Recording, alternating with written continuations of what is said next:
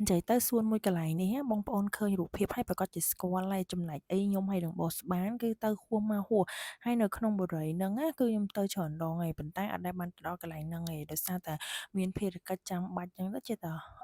បញ្ញាប់ទៅអត់ដែលបានទៅដល់ហ្នឹងឯងអញ្ចឹងខ្ញុំ commitment ថាក្នុងសប្តាហ៍នេះបន្ទាប់ពី birthday របស់ boss បាហើយខ្ញុំនឹងនាំគាត់ទៅលេងកន្លែងហ្នឹងឲ្យបានស្គាល់ម្ដងអញ្ចឹងណា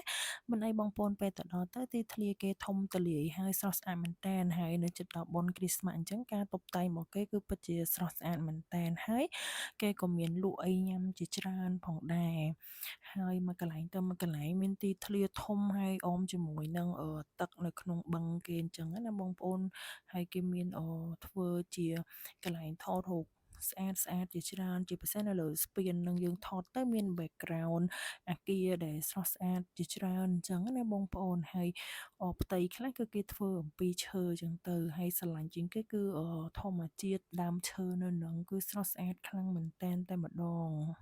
ហើយចំណែកបោះស្បាវិញបានដល់កន្លែងធំទូលាយអញ្ចឹងគឺថាចាប់អត់ឈ្នះទេគឺរត់ចោលម៉ែទៀតគឺថាបានកាបូបពណ៌ក្រហមគេមួយហ្នឹងអូ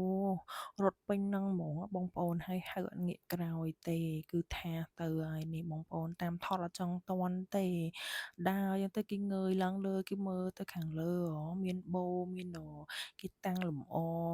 គ្រីស្មាស់បងប្អូនអញ្ចឹងហើយគឺថាត្រូវចិត្តរបស់បោះស្បាហើយគឺអត់ចង់មកផ្ទះទេគឺ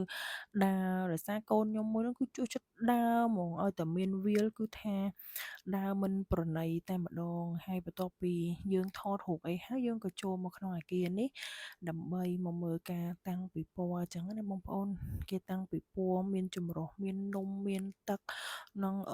របស់របរប្រើប្រាស់ជាច្រើនអញ្ចឹងខ្ញុំចូលទិញរបស់មួយចំនួនហើយក៏ត្រឡប់មកវិញហួសតែញ៉ាំអាហារថ្ងៃត្រង់មកកន្លែងនៅម្ដុំហ្នឹងដូចជាតំបន់កោះនរាអញ្ចឹងណាបងប្អូនហើយគេមានហាងគេច្រើន